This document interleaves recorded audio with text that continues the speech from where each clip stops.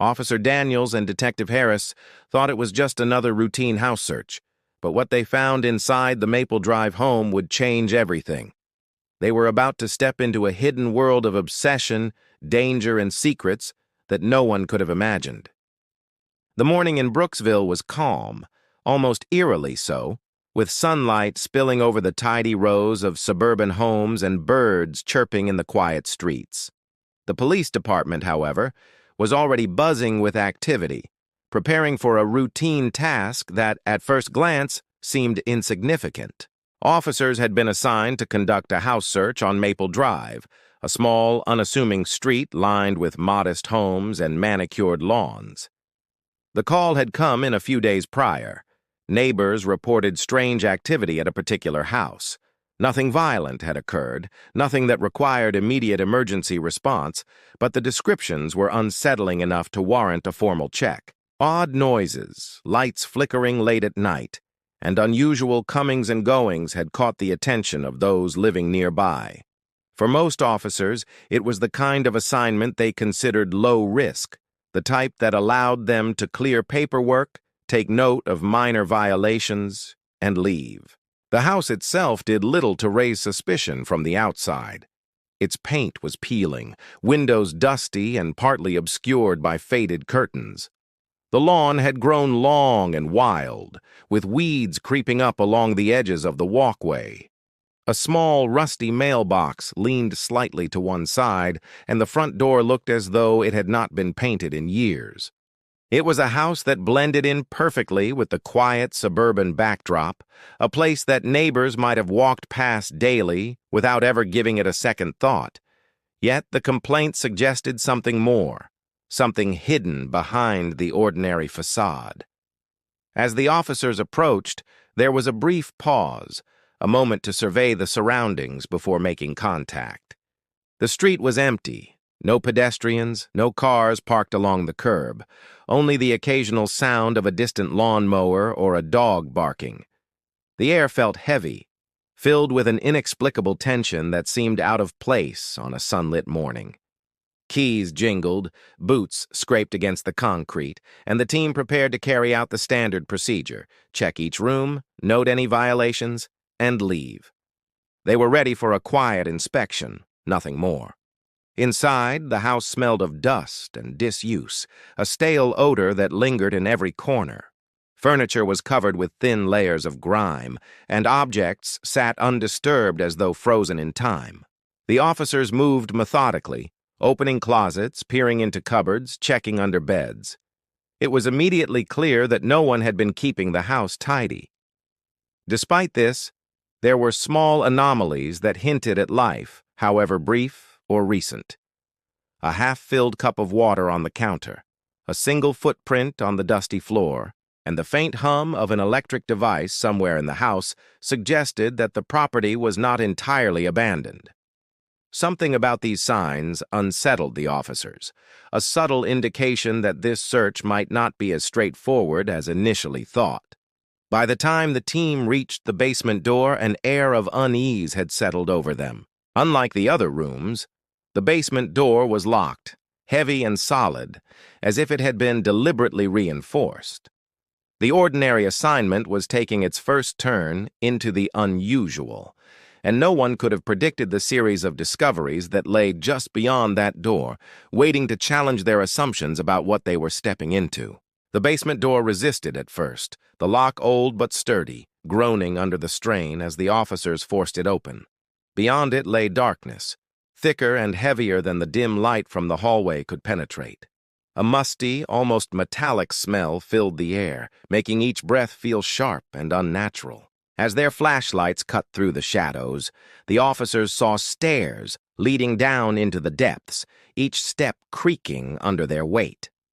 The sense of unease deepened with every careful movement, a feeling that this space held secrets far beyond the ordinary clutter one might expect in a basement. At the bottom, the room revealed itself slowly.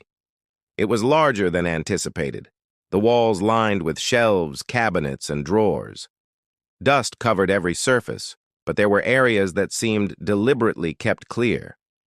In one corner, A small table held several notebooks, meticulously stacked, their pages yellowed but filled with detailed handwriting. Another shelf displayed rows of jars, some containing unidentifiable substances, others with small objects carefully preserved inside. Each item seemed deliberate, chosen for a reason, cataloged with precision. The room exuded an obsessive energy, a sense that someone had devoted years to building this private space. More unsettling were the personal belongings found scattered among the organized chaos. Wallets, keys, and identification cards from people reported missing in nearby towns were placed neatly on a single shelf. Clothing items, carefully folded, were arranged as though waiting for inspection rather than use. The discovery sent a shiver through the officers. It was no longer a question of curiosity, but of confronting a disturbing reality. Whoever had lived here had compiled a collection that spoke of control, observation, and something far darker than simple eccentricity. In addition to the organized items, there were more subtle signs of recent activity. Footprints, faint but visible in the layer of dust, suggested someone had been moving through the space not long before the officers arrived. A half-empty bottle of water, a faint hum from a small electrical device in the corner, and the faint odor of something freshly burned all pointed to life within the house. It was clear that the basement was not abandoned, and the thought that someone might still be present sent a jolt of urgency through the team. As the officers scanned the room, they noticed hidden compartments cleverly integrated into the walls and floor. Drawers within drawers, false panels, and a small hatch leading to a space too narrow to see without crawling in, hinted at an elaborate system designed for secrecy. It was the kind of planning that went beyond casual concealment. Someone had invested time and energy into ensuring their activities remained hidden, leaving only carefully curated traces for anyone who might stumble upon them. Each discovery built a growing tension, the initial expectation of a simple inspection replaced by the knowledge that they had uncovered a calculated, secretive life. The atmosphere in the basement was electric with unease. Shadows seemed to stretch and shift under the beams of the flashlights, and every shelf, every jar, every notebook hinted at stories untold. What had begun as a routine search had transformed into an encounter with a hidden world, meticulously maintained and purposefully concealed. With each step, each glance, the officers realized that they were not simply investigating a house, they were peeling back layers of someone's private obsession, stepping closer to the unknown, and into a space that seemed to challenge every assumption they had made about what awaited them behind that locked door. The deeper the officers explored the basement, the more disturbing the discoveries became. The room was vast, far larger than it appeared from above, with walls that seemed to stretch into shadow. Every surface was meticulously organized, a stark contrast to the rest of the house's neglect. On one wall, hundreds of photographs were pinned with careful precision, each capturing a different moment, people walking through parks, sitting at cafes, or entering stores. Many faces were familiar, friends and neighbors from nearby towns who had been reported missing over the years. The realization hit with chilling clarity. This was not just a storage room or a workshop. It was the heart of a carefully maintained operation that spanned years. Shelves lined with personal items, wallets, watches, and small trinkets, were labeled with names and dates, each object cataloged as if it were part of a private inventory.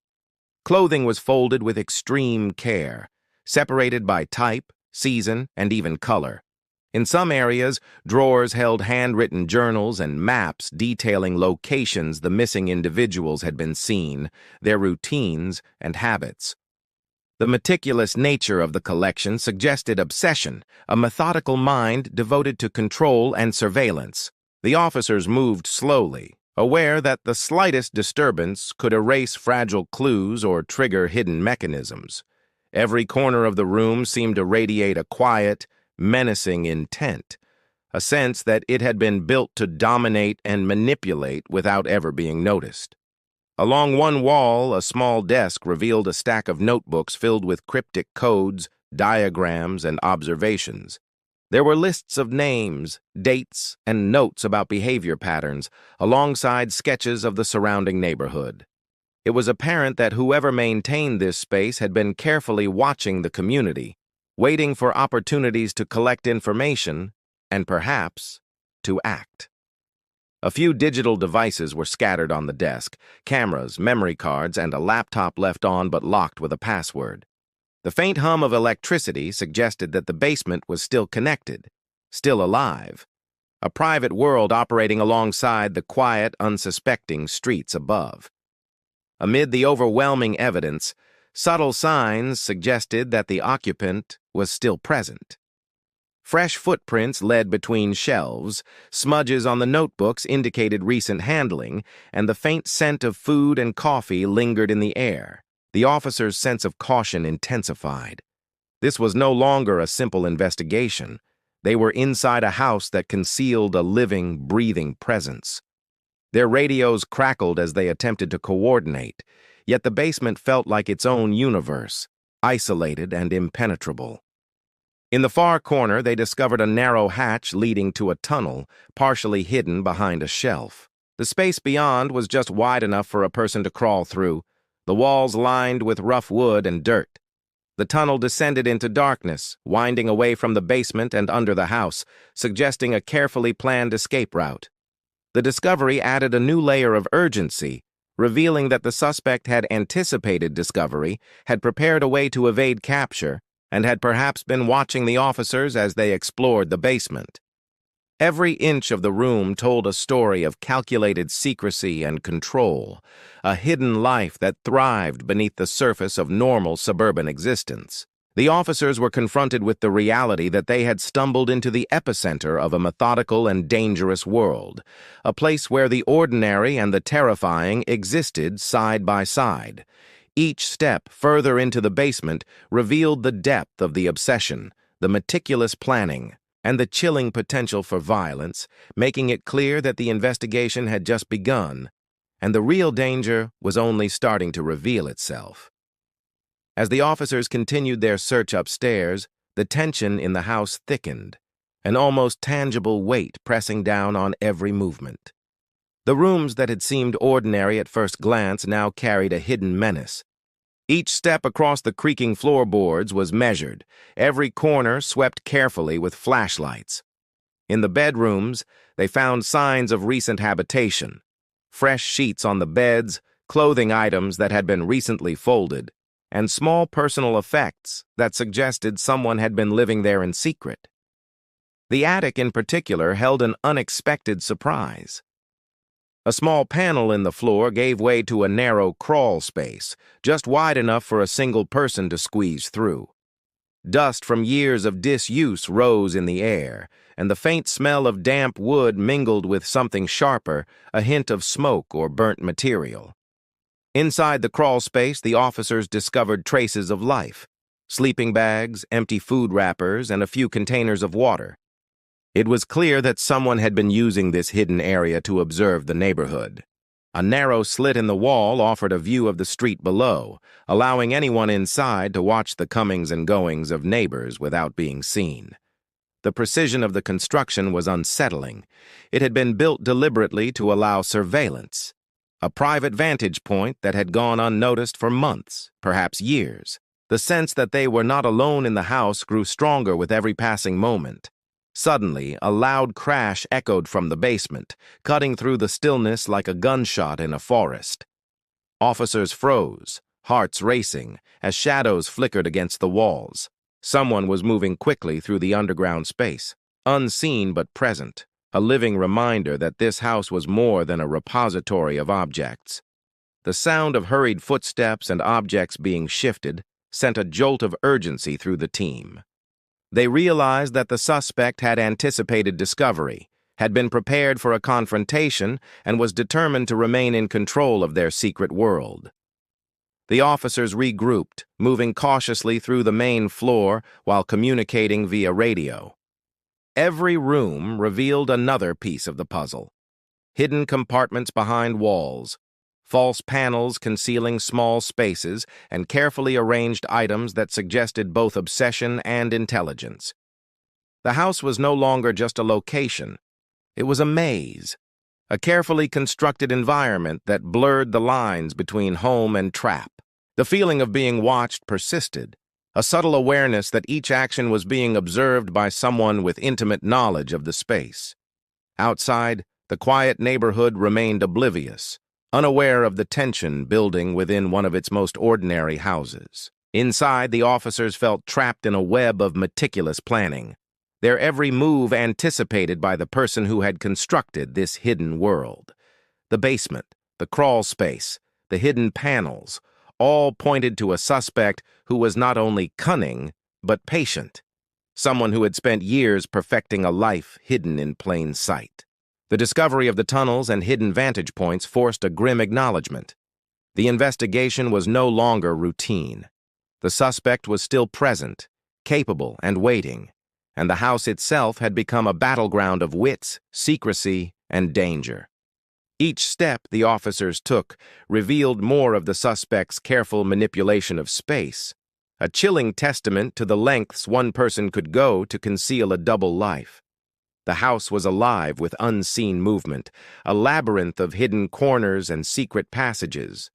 What had begun as a simple, routine search had transformed into a tense standoff, a confrontation with a presence that had been meticulously hiding from the world for years, yet was now directly engaging with the very people who had come to uncover the truth. The discovery of the hidden tunnel transformed the officers' understanding of the house entirely. What had begun as a routine inspection had become a pursuit through a maze of secret spaces, each more carefully constructed than the last. The crawl space led into darkness, the air growing cooler and damp, carrying the faint scent of soil and decay. The walls were rough but stable, reinforced in certain areas as if anticipating frequent movement. Every turn of the narrow passage hinted at planning, at foresight, and the deliberate effort of someone who had thought through every potential intrusion. It became clear that the suspect had anticipated discovery, designing escape routes and observation points that allowed them to stay ahead of anyone entering the house. As the officers proceeded cautiously, they encountered discarded items that revealed recent human activity: empty food wrappers, a flashlight with batteries nearly drained, and a few articles of clothing. The presence of these objects made it unmistakable that the occupant was not only aware of the investigation, but had been actively evading capture. Footsteps echoed faintly from deeper within the tunnel, suggesting movement just out of sight. The officers followed, careful to mark their path, knowing that one misstep could mean losing their target entirely. Each twist and turn seemed calculated to confuse or delay anyone who dared pursue it. Eventually, the tunnel led to a concealed exit behind a dense thicket in the woods behind Maple Drive. The surrounding forest was dense, shadows stretching long in the late afternoon light. Signs of passage, broken branches, flattened grass, and scuffed soil indicated that someone had used this route recently. The suspect had built an escape plan that allowed them to vanish into the landscape at a moment's notice, leaving the house and its horrors behind. Officers moved quickly but methodically, attempting to follow the trail, but the forest absorbed every sound, every movement, making it impossible to maintain visual contact.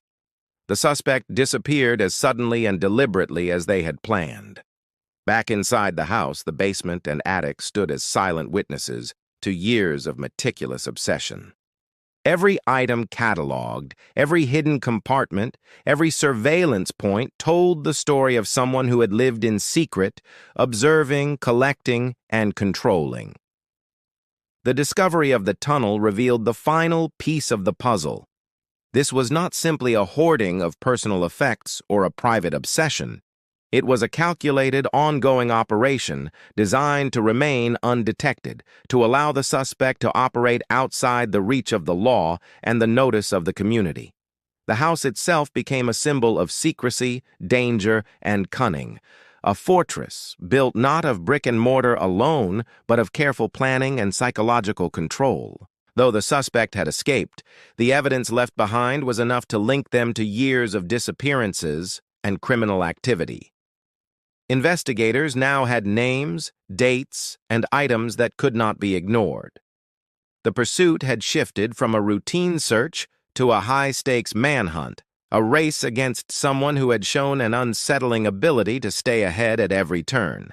The house on Maple Drive remained a chilling reminder that danger could hide in the most ordinary places, that routine inspections could reveal hidden worlds, and that one person's secret life could cast a long shadow over an entire community. The investigation continued, but the memory of the search, the tunnels, and the hidden rooms lingered, a stark warning of the lengths a dangerous mind could go to stay free and undetected.